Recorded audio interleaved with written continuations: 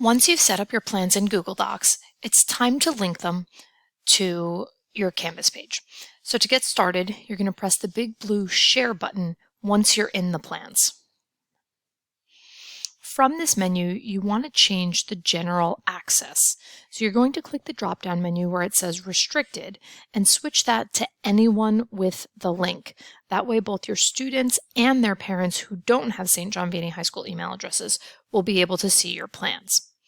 Once you've done that, you want to ensure that the drop-down menu to the right is set to Viewer. If you set it to Commenter or Editor, then your students will be allowed to change and modify your plans. So you definitely want to make sure that it says Viewer. Once you've set those permissions, you can click the Copy Link button and then press Done. Next, you'll navigate over to the course associated with those plans, and in the Settings menu, you're going to select Apps. The app you're looking for is called the Redirect app. So you can type that in the search bar and you'll see it's this blue tool. When you're ready, you'll click Add App.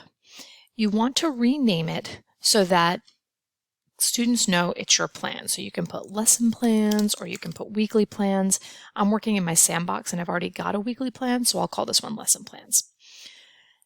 Next, what you want to do is delete everything that's in the URL redirect box.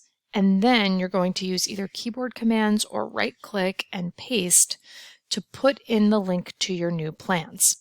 Now you want to make sure that the box that says Show in Course Navigation is checked so that the link actually shows up in your menu. And for my purposes, I like to open it in a new tab so that way I can keep my students in Canvas. Once you're done, you'll press Add App.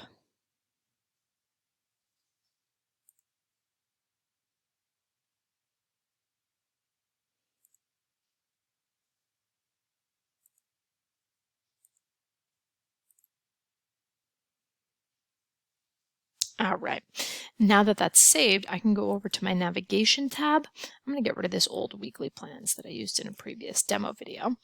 And now I'm going to find my lesson plans. Oh, I may have to save first. Okay. Now when I go back to navigation, you'll see lesson plans is automatically set. So I'm just going to move that up so that it appears in the right order, and then I can save it. If you make a mistake and you need to get rid of it because you linked it the wrong way, that's fine. You'll just drag it down below where it says drag items here to hide them from students, and then you can go back in and use the redirect app again to upload them properly. If you have any questions, please let me know.